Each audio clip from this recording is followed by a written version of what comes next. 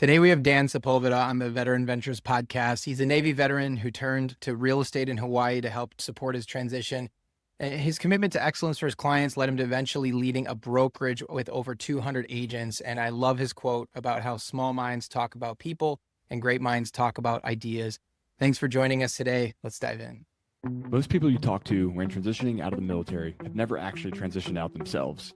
You're probably getting a bunch of opinions from people who plan on staying in until retirement and have no idea how to actually show empathy for your situation. This podcast is about providing fresh perspectives and a front row seat for conversations with successful veterans doing big things after leaving the military.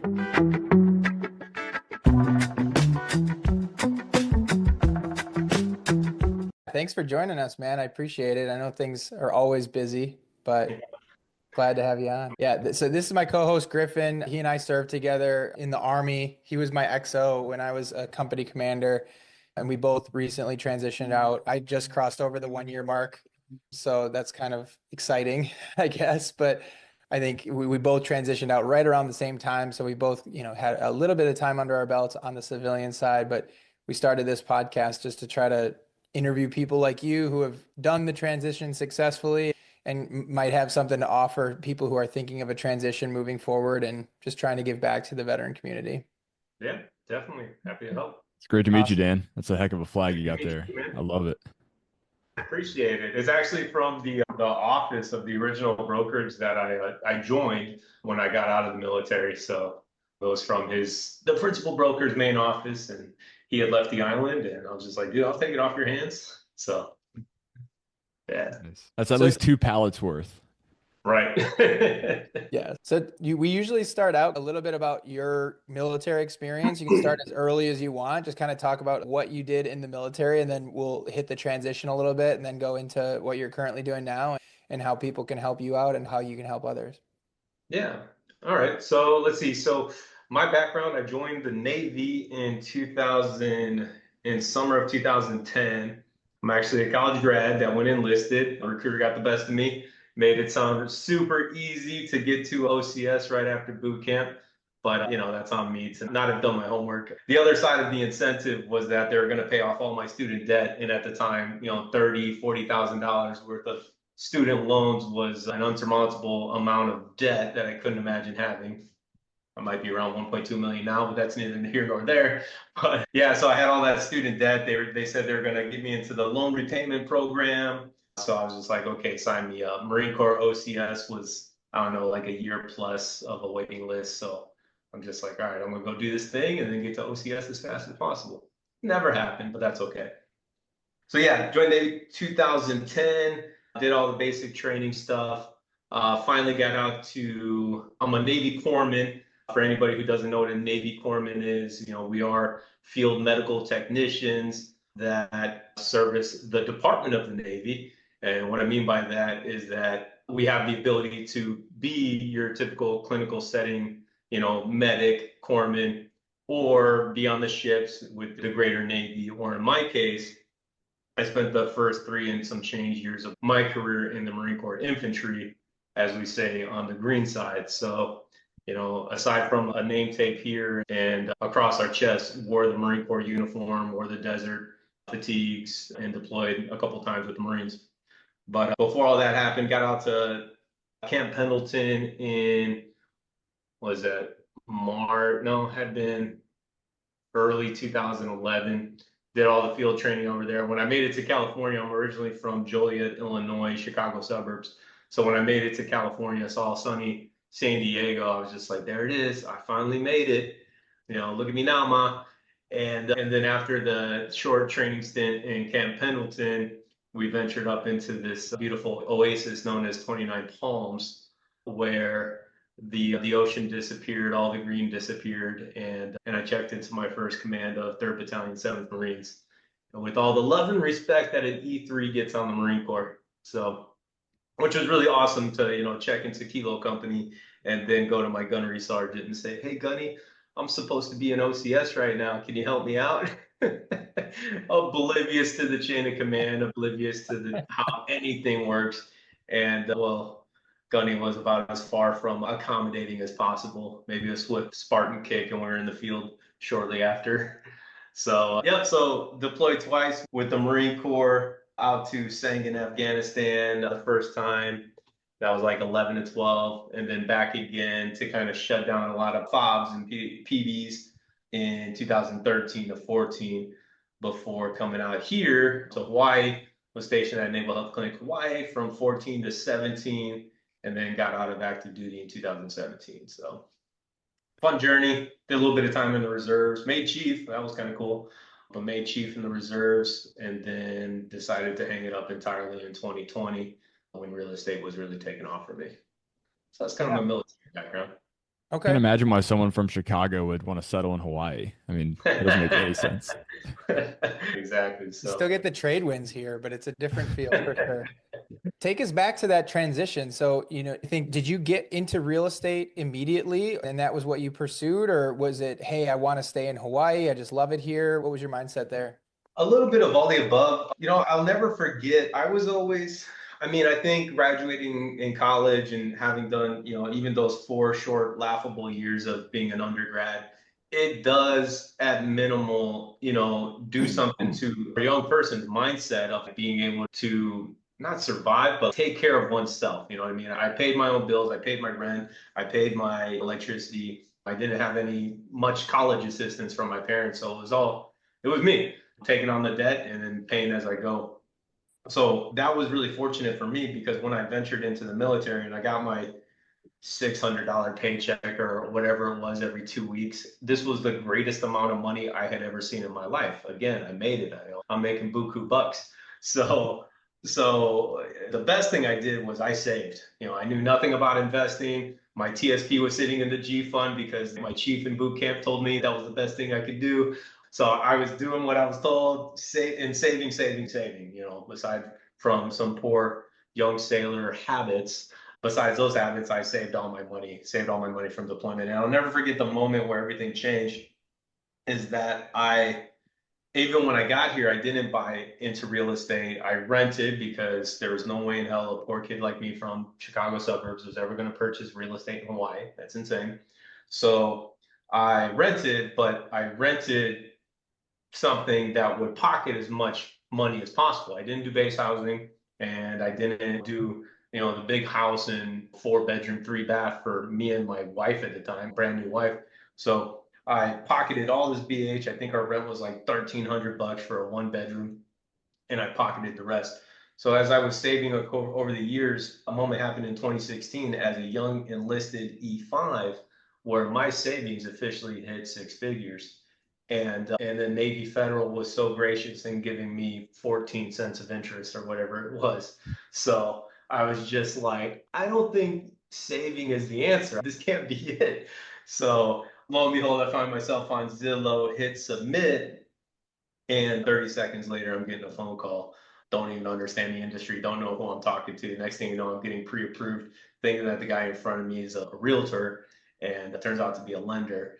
But he connected me with a really solid realtor, great, awesome friend to this day. Spoke with him today. And I locked down my first condo in 2016 in YPO. And then I just slowly started learning math and numbers and real estate and this magical thing called equity and net worth and just all of this new lingo that after 4 years of college education, I was never taught. Didn't even know what interest was coming out as a bachelor with a bachelor degree. But now I'm like, tracking net worth and looking at this equity. And me and my realtor, we hit it off so well that I never forget the email. He actually was the initiator of it. I was at a crossroads. I made meritorious E6. I was cruising through the military. I was doing well.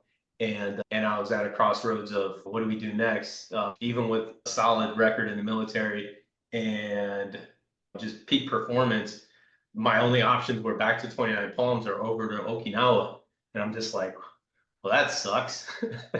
And at the same time, I'll never forget it. I got this email from my realtor, and the subject on it was Life by Design. And it essentially said, hey, man, I know you're crushing in the Navy. You're going to do great. If you continue, you're going to do amazing. But I just want you to know that I met with my broker. We had dinner the other night. We talked about you.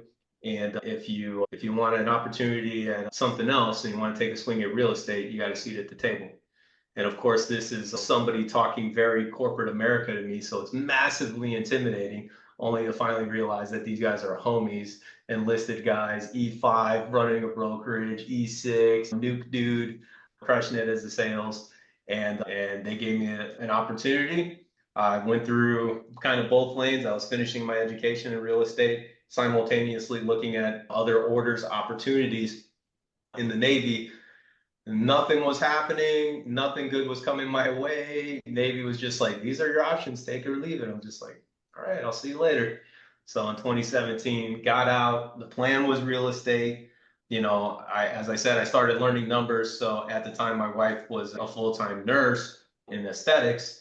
And having learned numbers, I calculated all my expenses, calculated what my income would be, literally with the assumption that I go bro vet status, grow the beard, no offense, grow the massive beard, go unemployed, and fall on my face and fail miserably. Because as you know, we see that with some of our peers. So I just went with not the assumption, but let me fail. Are we still good? And when those numbers made it, hey, bills are still going to be paid, margins are going to be slim, but bills are still going to be paid. I'm like, let's take the leap of faith here. And she was supportive, and I did it, and haven't looked back since. Have you always been the kind of person who clicks submit on Zillow and then actually buys the condo? Because so many people would get to that point and then just get paralyzed by, am I making the right decision? Do I need to look at 1,000 more houses? Right. Do I need to talk to 100 more realtors? Have you always been that type of person, or how did you get to that point? So for me, I mean, so much of life is like, there's a certain degree of happenstance, right? And my happenstance was that I just happened to connect with the right person. And my loan officer, he took care of me. That was all good. But my realtor, Adam, I mean, he spoke the Navy language. He understood where I was heading in the Navy, my opportunities in the Navy. And simultaneously, he spoke homie. He's just, hey man, like this is what could happen. This is where we're at now. He kind of laid out all the options. And just because he wasn't connected to an outcome, an outcome being a closing, an outcome being a commission, he was more of an educator and an eye opener more than anything. And then just because of that, I felt comfortable every step of the way. And we ended up closing. So it was just happenstance for me that I was connected to the right parties. Yeah, like we've said this before, but I think it's a little bit of luck and timing, but followed by probably a lot of hard work that people don't really see, all the late nights and the extra work that gets put into real estate. As far as timing wise, 2016, I've done the math. I like to nerd out on the math side of things. 2016 was the absolute best time to buy here in Hawaii, just based on where BAH was at compared to home prices, because they hadn't really, I mean, of course, the Hawaii housing market is always kind of on an upward trend, but 2016, even though the rates weren't as low as they were during that crazy time in 2020, 2021, the actual ratio of what the payment was compared to BAH, that was the best time. So good on you for timing that with your first purchase, but also then 2017 to 2020, you got a couple years under your belt before things really just took off and started going crazy in the real estate market. So how did you treat those 3 years? Was it because you were, I mean, not to give the ending away, but you're quite successful as a broker, real estate, managing a lot of people, managing a large organization. So what did those first 3 years look like to grow in the real estate industry? And did you use the craziness of 2020 to really increase your trajectory, or was it already kind of on that trajectory for the first 3 years? Yeah, I mean, I think even in the first year, I think between June of 17 and the rest of the year, I think I ended up closing 6 deals. So not bad for first year. Oh yeah. I definitely got to give credit to Adam. He probably threw me on a transaction or two. And then I started bringing in my own business. But, for me, I'll never forget it. Like, competency is everything. And that's something that, going back to the military, it really drilled in for me, because as a medic, competency is everything. It's literally your life and death decision, right? So sharpening our skills in the field, sharpening our skills in the downtime before deployed and everything, and just understanding how blood loss works and how respirations work and how your entire body essentially functions like a car. I college was laughable compared to the amount of education and pride of grasping trade and craft that I experienced in the military and post-military. Because as I ventured into real estate, one of the distinct memories I had was like, "Hey, Adam, do you mind if I record this consultation? Do you mind if I record this contract review before we submit this offer with our client?" And the client was good with it. Adam was good with it. And then I just played that on repeat for months and months until I knew every paragraph of the purchase contract. I knew how to conduct a empowering buyer's consultation. And because I was so big on attention to detail, mastering the basics, brilliance on the basics. That's a Navy term as well as it should be in real estate. But because I was so keen on mastering the craft, the momentum started building pretty quickly. And I think it's because, I mean, if you got out of the military yesterday and you're reaching back to your peers to represent them, there's a certain degree of, I don't know, Dan, like you were at work last week and now you want me to buy $1 million house with you, right? But if you make mastery of craft such a priority, then the way you speak is going to exude that confidence, right? So then the referral train started turning more and more every day that it just really set me up for success. I mean, I think, maybe it was like 6 transactions year one, 12 to 15 year two, and then I was averaging 20 plus past that. And then when it came to the COVID boom, I mean, did really well, almost lost my mind trying to handle all the listings. But it was because what's that thing that says essentially luck plus opportunity or there's a math equation to that. I mean, everything just aligned perfectly where my preparation was solid and then the opportunity of COVID happened and things exploded. So very fortunate for that. When did Sarah transition into real estate? Yeah, so she actually got licensed shortly after me. She got licensed, I think, in 2018. So, she's been licensed for a minute, but her big transition into real estate, man, that COVID time era was such a blur. It was somewhere in there Right. that she stepped away, but I do know it was after the avalanche of business because when I needed her the most, I'm not gonna say she wasn't there, but she was still full-time employed when I had, 20 listings and trying to review 50 offers by myself. So, Yeah. so she stepped in probably closer to 2022 full-time, but now she's been such a blessing and help for my business since. That's been a really common thread among like just friends that I've been speaking to. Obviously, we associate with a lot of people who have transitioned recently, and they've kind of figured out one spouse. I think everybody realizes that both spouses are often working at nowadays, but a big assistance for transition is getting one spouse's income figured out to where that transition can be a solid transition for at least half of the income coming in.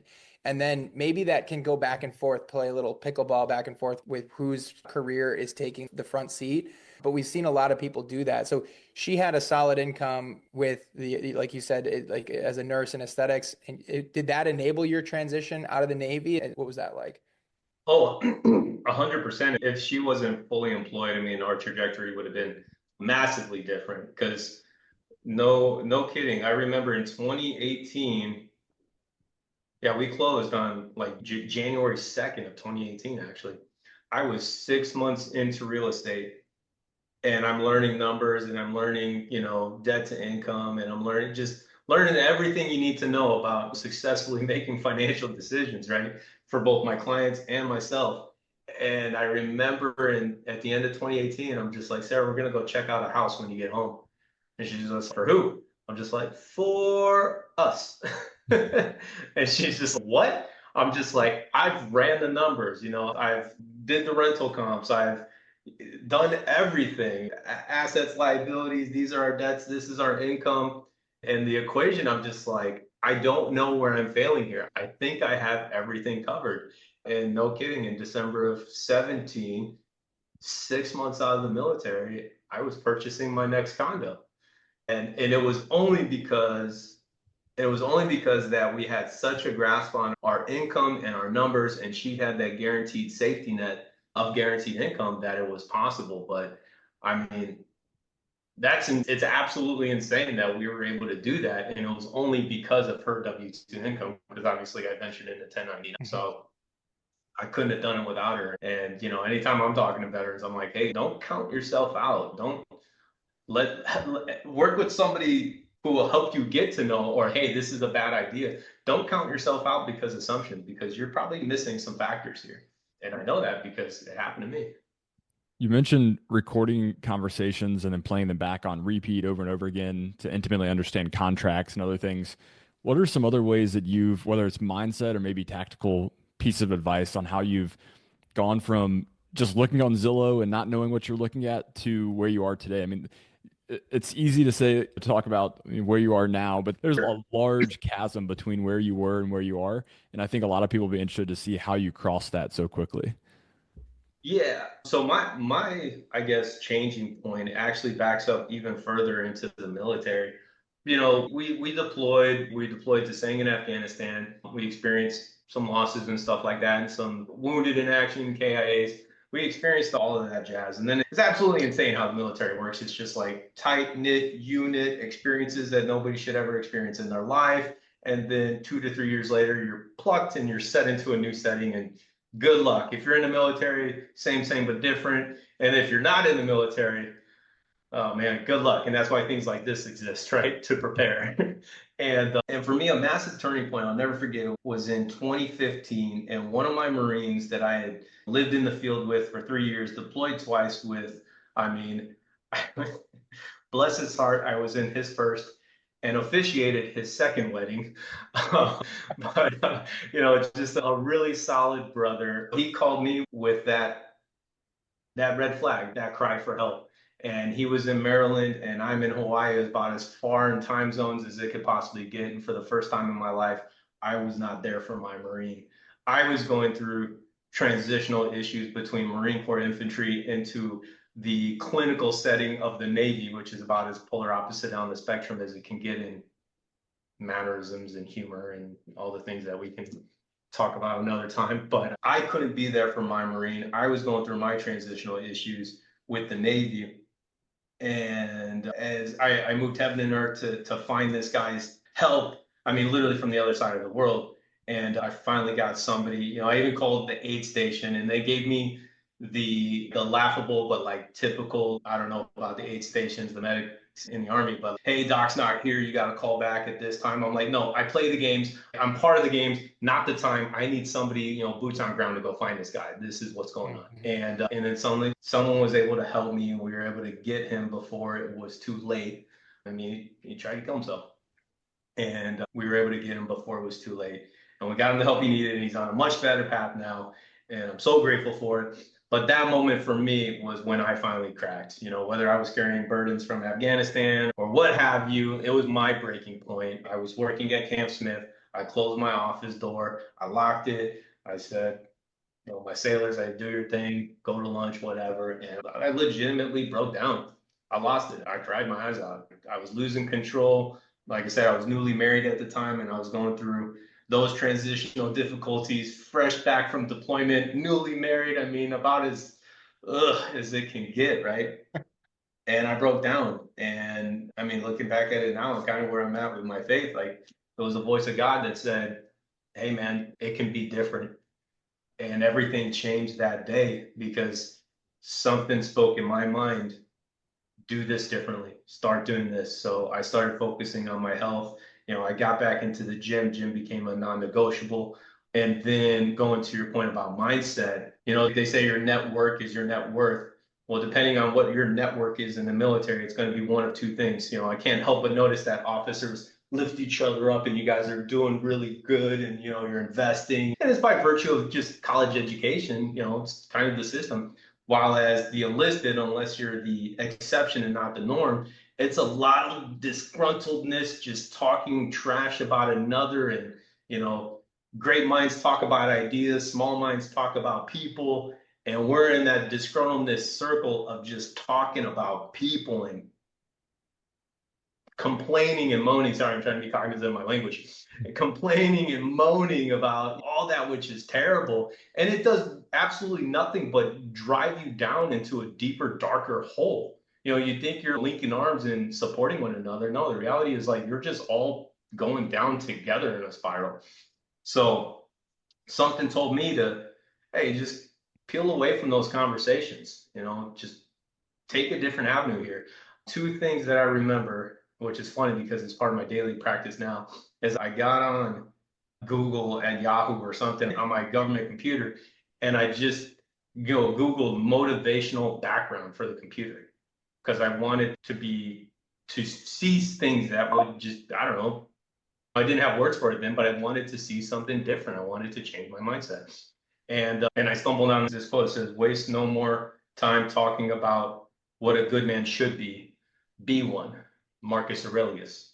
I'm like, I don't know who that is. Maybe he's a governor. Maybe he's some military dude. I don't know who that is. Now I read the Daily Stoic every day of my life. And I put that on my computer. And when I found myself associating in circles where they started complaining, I'm just like, hey guys, I gotta go knock out something. I just peeled away from those circles. And in the morning and then during my gym workouts, I mean, as cheesy as it is, I got on YouTube and I wrote motivational speech, right? And I stumbled into Arnold Schwarzenegger's journey. I mean, phenomenal. Man's got his flaws. I'm not saying he's perfect, but phenomenal journey of visualization to execution.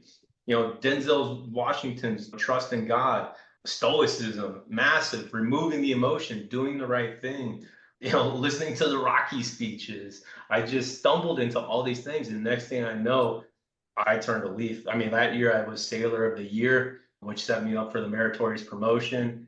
And it was all about those little tiny things done consistently. I mean, I'm a broken record here. We all know these things. Well, we don't all know these things, and that's the problem. But it was the tiny things I was doing consistently to change my mindset. I became the odd man out from my peers, but it led to promotions, it led to recognition, and then it led to a whole different path. And it's because I took control of my mind.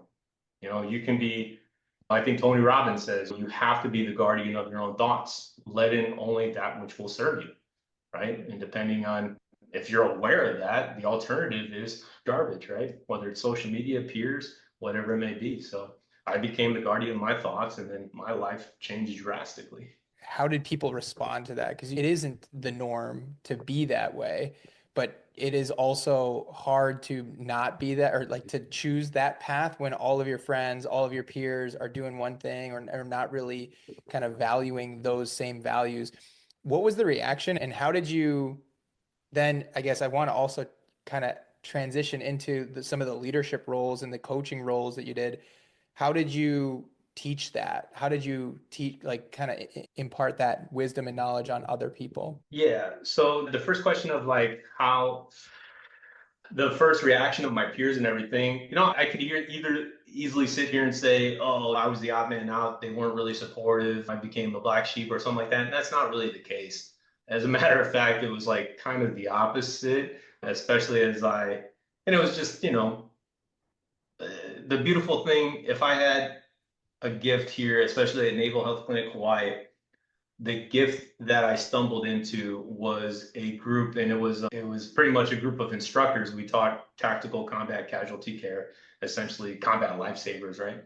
And I found myself as a collateral duty teaching this course. But the beautiful thing, the gift side of it, was that it was a bunch of grunt docs from all around the world. We had Marine Corps docs from Kaneohe. I was from 29, guys out of Pendleton, guys out of Lejeune, and we were all downrange roughly around the same periods, scattered around Afghanistan. But I was really fortunate to have stumbled into them because we were all going through a transitional difficulty of green side to blue side.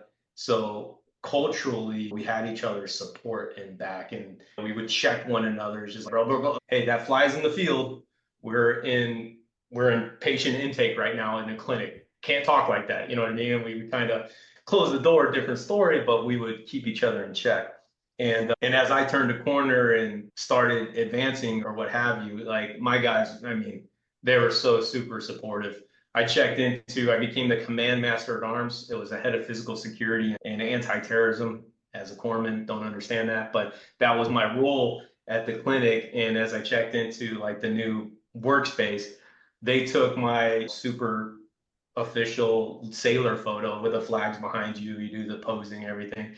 They took that and they posted it all around the office with quotes that I've never said in my life. And had my signature on it as if I've never said it. I remember one was just like, be the best you can be and be better. Dan Sepulveda. I'm just like, I've never said that. So they were super supportive. But then as I really started kind of peeling away, and then they're controversial. I had a meritorious promotion after I was verbalizing wanting to get out. Then there's a little bit of not blackballing or anything, but then there's some gossip going on, and I started hearing it. But I'm just like, hey, small minds talk about people, great minds talk about ideas. I'm just not associated. You over there talk trash about me, sure, and I'll be over here. So it slowly started coming out, some trash talking, but hey, what are you gonna do? Knock me for being on a path towards betterment? Yeah, I guess I'll take your insults. And then as far as leading and mentoring after the fact, I start with the basics. I meet them where they're at.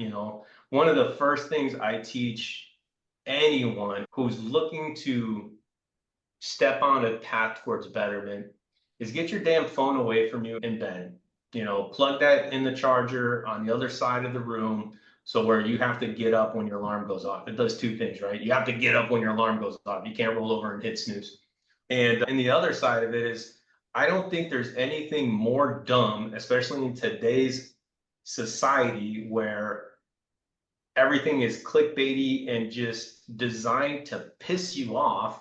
I don't think anything is more dumb than before even becoming vertical, meaning getting out of your bed. You're still horizontal in your bed. You put a blue light, screaming light, just shining in your face, and proceed to scroll through I'm not good enough, comparing yourself to others, or the political nonsense that is just intentionally designed to piss you off. So by 6 a.m., 5 a.m., 7 a.m., whatever time you're getting out of bed, you're primed and charged and pissed off to start your day. You know what I mean? Or you got these negative thoughts that is nothing other than comparison to others, thief of joy. What does they say? Comparison is the thief of joy. You're comparing yourself to others, and you've been fed all the political garbage that is designed to separate, divide, and piss us off. And you've done that before you've put your feet on the ground. That's like literally I always start with that because to this day, I'm not going to say I'm 100%, I'm probably 99%. The phone gets charged across the room, but I think that the being horizontal, putting the trash in your mind is the majority and not the minority.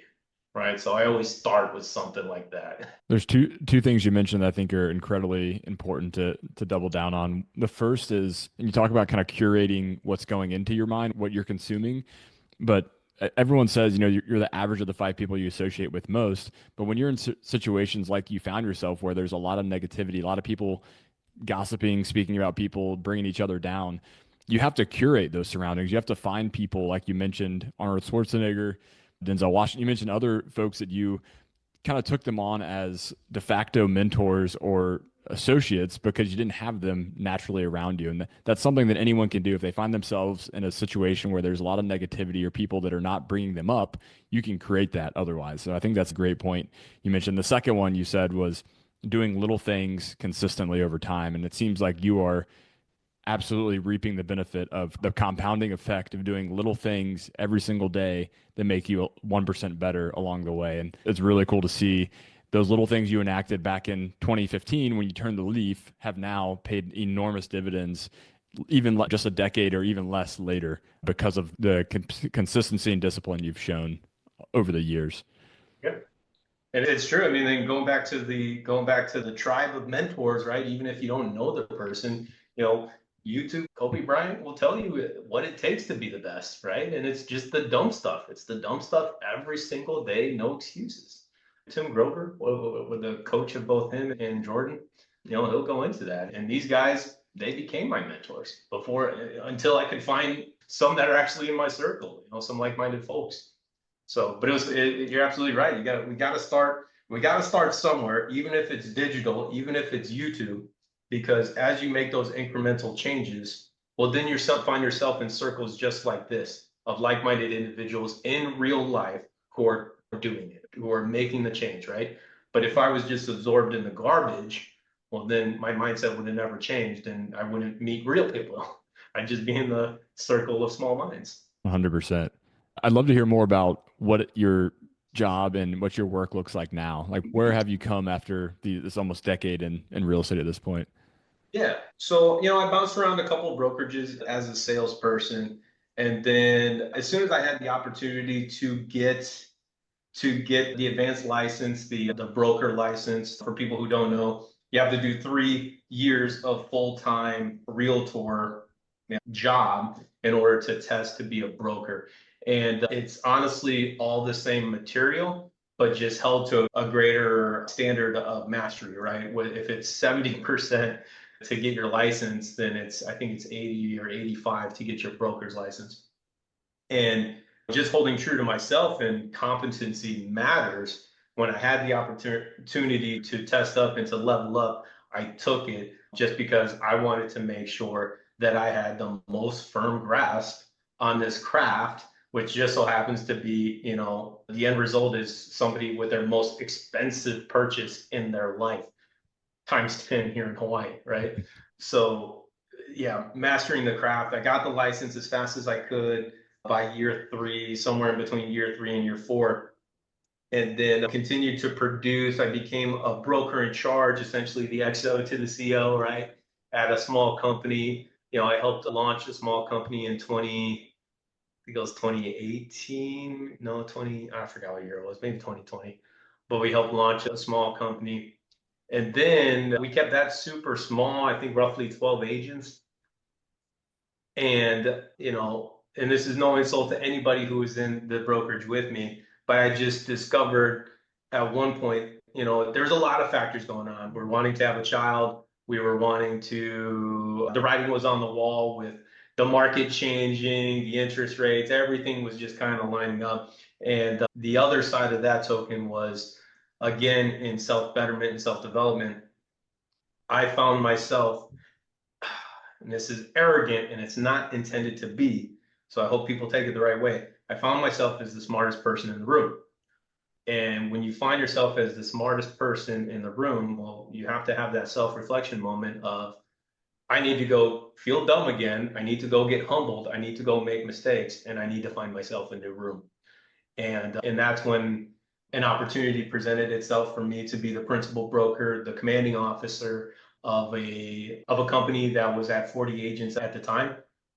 And it was really going to test my mettle in both competency of craft, management of civilians, which was going to be the greatest challenge for me because my path along the way was a lot of ex-military in the brokerages with me, Army, Marine Corps, Air Force, Navy. So we were still in our tribe, right? We were still in our tribe as I went on throughout the years. But then with this principal broker opportunity, it was managing, a few veterans, but 40 plus civilians, not the old, but the agents that are like, I've been doing this for 15 years. Who do you think you are? Like it was some of that. Everybody treated me with respect, so I'm not going to say it was bad, but it was my first test of mettle in management of true civilians and people who have been in the industry much longer than I. And talking to a 30, what was I at the time? 34 years old, and they've been in it for 20 plus years.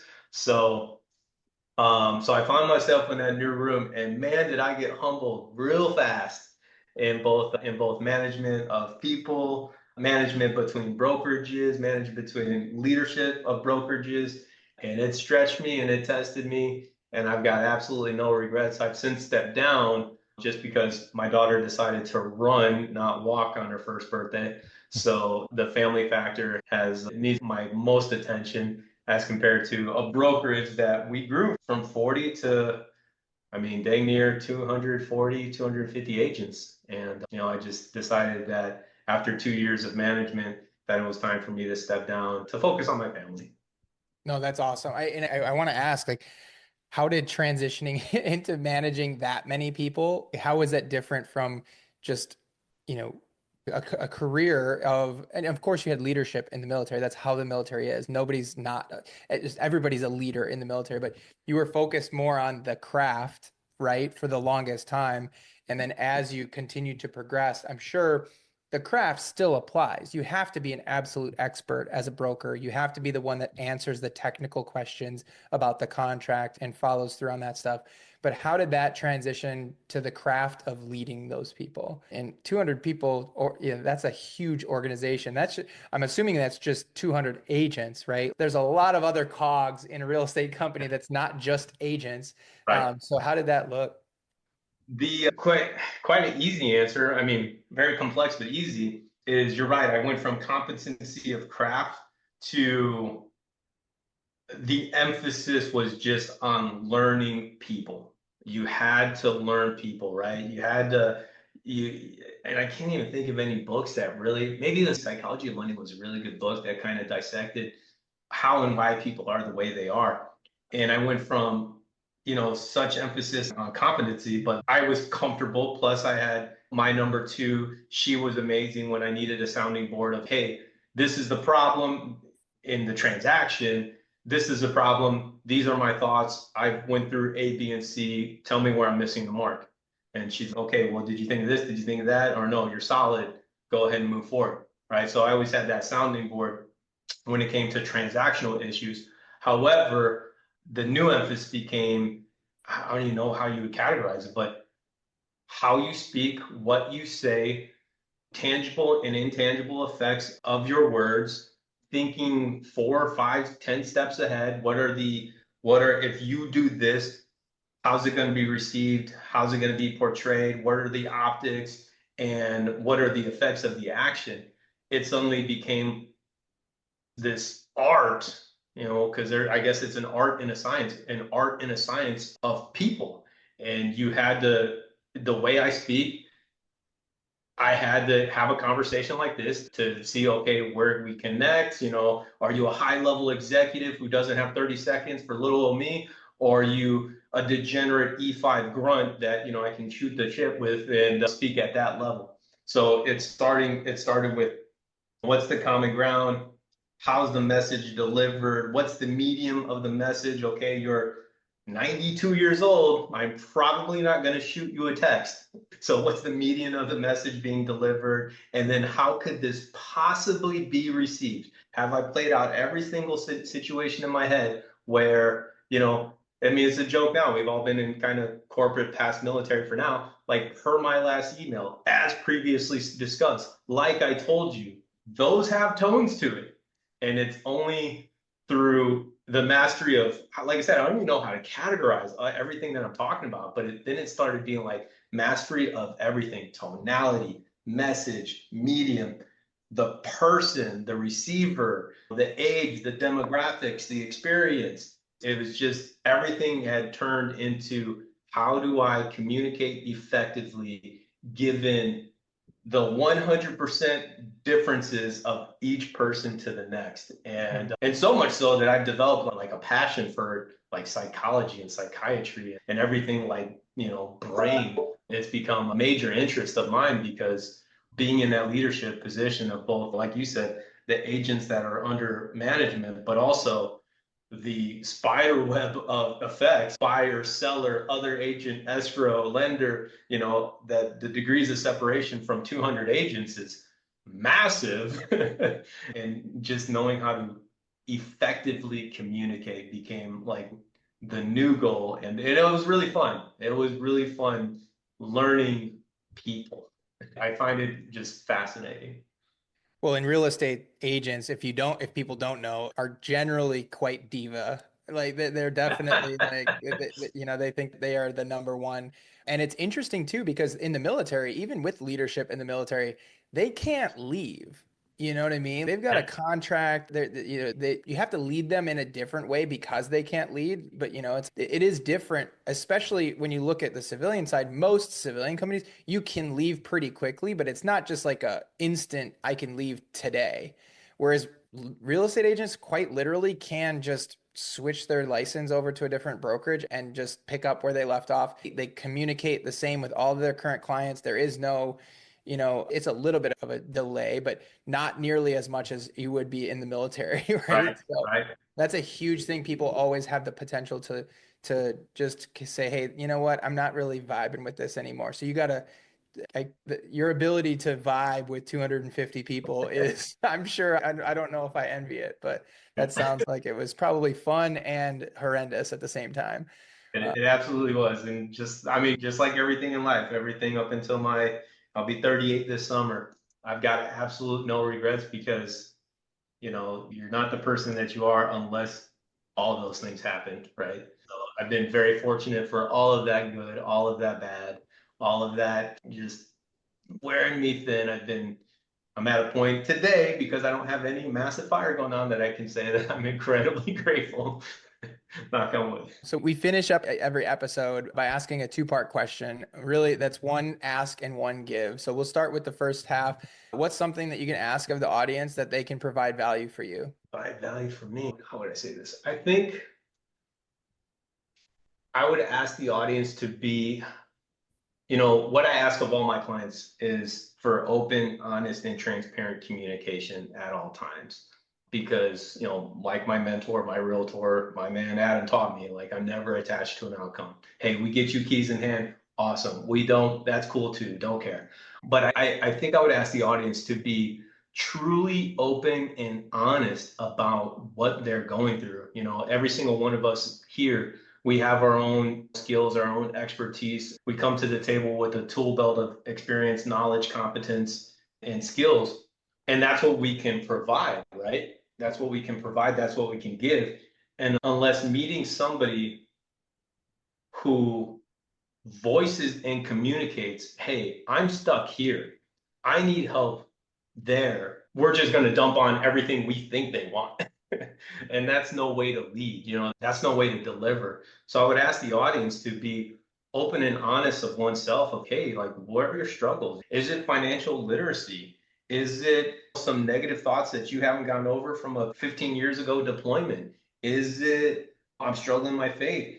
My marriage is on the rocks. The worst thing that our audience and anybody can do is think that they're in it alone. I mean, mankind has been around for how many thousands of years? I don't know, but mankind has been around for forever. Our situations and our experiences, while unique, are probably not the first time that anybody's ever gone through it. So I would ask the audience to open, sounds cheesy, but open your heart, put yourself out there a little vulnerable, find, even if it's a one-on-one or a small circle, find yourself a situation where you can be a little vulnerable and ask the questions of what you truly need. Don't just think that you have to receive. People want to help people. We just don't know what your specific situation needs unless you communicate it. You've already given a ton of sage wisdom, but something you can provide for the audience listening. What I could provide for the audience, let's see. Get your mind right. Start with the mindset. That's truly where it all begins. Be the guardian of your own thoughts. Allow in only that which will serve you, and your life will start to change. You have incredible ability to not turn on the news that's going to piss you off, to not go onto Facebook and Instagram of all these things some of them are just blatant lies. We hear the renting of the jets and all that goofy stuff these days. You have the ability to turn off the TV, to not open the death by comparison social media platforms. Open a book. And I know that I'm probably, I don't read. Get it. I get it. I never read. The only time I started reading was in Afghanistan because we had nothing to do. And it has changed my life. Open a book is literally like a person's experience and ups and downs and successes and failures packaged into 200 pages to say, hey, you can go make these mistakes yourself, or check it out, I've already done it. Here's a manual. You know what I mean? Be open to books. Be open to learning through other people's experience. They say, was that thing about, making mistakes? I forgot how it goes, but it's cool. Hey, make mistakes, advance forward. But it's even cooler if you learn from other people's mistakes. Just don't make them because somebody already has, right? Get ahead by learning from other folks' mistakes, so you don't have to do it yourself. But be open to reading, get your mind right, and probably one of the biggest pieces of wisdom I've received in most recent years is from stoicism. And it's very simple. It's like in all my things leadership and all my, whether it's management, whether it's a transaction that I'm in myself, whether it's my marriage, whether it's a friendship, these three simple statements have helped me so much. And I wish I could pause and remember them more often. But it's stop, take a deep breath, and do the right thing. Right? Because if you stop, eliminate the emotion that's happening, whether it's anger, whether it's frustration, whether it's immense sadness, take a deep breath. Deep breath is going to tell you that you're doing fine in this moment, in the present, the gift that is the moment. You're fine. Take a deep breath. Remind yourself that everything's going to be okay. And if you just do the right thing, and I don't care who you are, you know what the right thing is, you know what the wrong thing is. You do those three things, you're going to be okay. Maybe a couple things there, but yeah.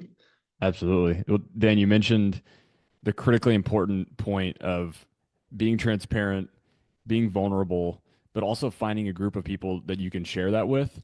How have you, I think a lot of people, when they transition out, a big struggle is finding that tribe, having a group of people they feel comfortable doing that with. How have you found that tribe post-service? Man, if you're gonna do one thing with social media, as much as I just knocked it, as much as I just trashed it, if you're gonna do one thing with social media, we curate our algorithms, right? Whether we know it or not, we curate it. Get on there and search motivation, search men's tribe, search betterment, motivation, discipline, consistency. Search those things and like the shit out of them. Everything. So next thing you know, you have this curated YouTube and Instagram that is just feeding you all you want. Next thing you know, you're sliding into DMs. I'm a cool kid. Next thing you know, you're talking to other guys who are of where you want to be or of like-minded. And you're sitting down. I mean, me and Jack, we had no agenda. We had lunch the other day just because we discovered, hey, like-minded folks.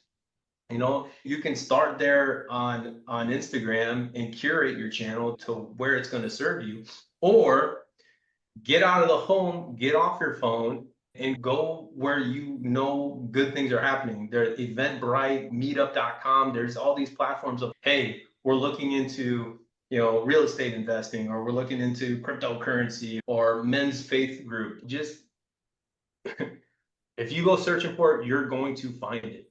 But you're not going to find it wallowing in your own miseries behind the blue light of a screen just by yourself. For sure.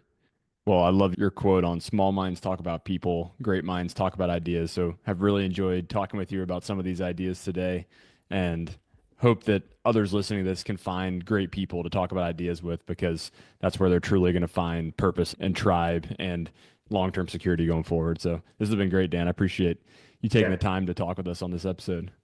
Absolutely, man. Appreciate you guys. Thanks for listening to this episode of the Veteran Ventures Podcast. If you heard something interesting or found the show to be helpful, send it to a friend who is transitioning out of the military or considering a transition. We'd also really appreciate if you left a rating and review of the show. That helps us reach more people with these amazing stories of successful veterans. We'll catch you next time on the Veteran Ventures Podcast. And until then, go do the thing. Make that decision, have that conversation, and go find your next mission.